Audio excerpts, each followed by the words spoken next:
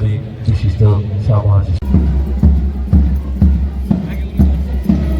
এরপর একে একে প্লাটুন কমান্ডারের নেতৃত্বে আজকের এই মহান দিনের মূল অনুষ্ঠানের কুচকাওয়াজ যেন জানান।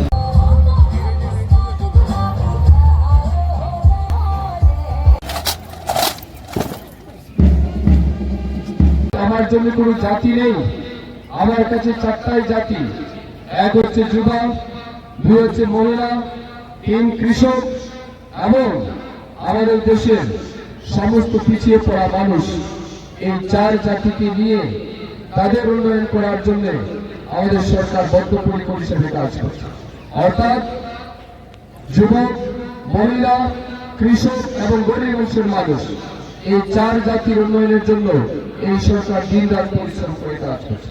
আমরা দেখছি গত 11 বছরে আমাদের প্রধানমন্ত্রী মোদীজির নেতৃত্বে ভারতবর্ষের প্রায় 25 কোটি মানুষকে গরিবের রেখা থেকে মুক্ত করে তাদেরকে উন্নতির পথে, উন্নতির শিখরে পৌঁছে দেওয়া হয়েছে এবং তাদেরকে স্বনির্ভর তৈরি করা হয়েছে। আজ গরিব মানুষের কল্যাণে গ্রামে গ্রামে প্রধানমন্ত্রী আবাস যোজনার ঘর মানুষের পাকা বাড়িতে থাকার স্বপ্নকে বাস্তবায়িত করেছে।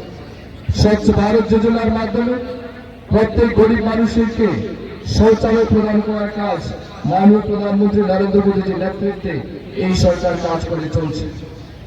স্বচ্ছ ভারত যোজনা হোক, প্রধানমন্ত্রী আয়ুষ্মান ভারতের মাধ্যমে আজ ভারতবর্ষের কোটি কোটি মানুষ 5 লাখ টাকা পর্যন্ত আর্থিক সুবিধা পাচ্ছেন চিকিৎসা পরিষেবার ক্ষেত্রে, যা প্রতিটা গরিব মানুষের জন্য অত্যন্ত আনন্দের বিষয়।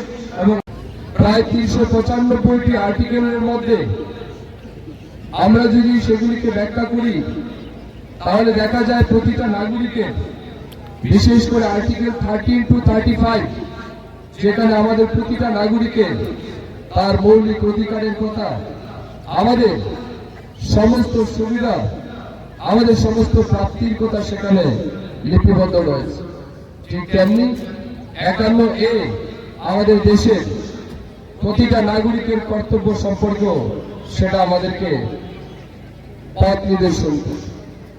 আজ আমরা গর্বিত আমাদের দেশের যশস্বী প্রধানমন্ত্রী শ্রদ্ধেয় নরেন্দ্র মোদীজির নেতৃত্বে এই মহান ভারতবর্ষ আজ বিশ্বের দরবারে অত্যন্ত সম্মান এবং গৌরবের সাথে পা রাখছে এবং গৌরবের সাথে আমাদের জাতীয় পতাকা সেখানে সম্মানিত হচ্ছে।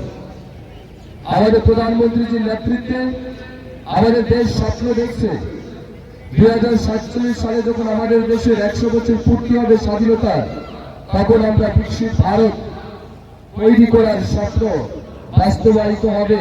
সেই দিকে আমাদের প্রধানমন্ত্রী নরেন্দ্র মোদীর নেতৃত্বে এই সরকার কাজ করে চলছে।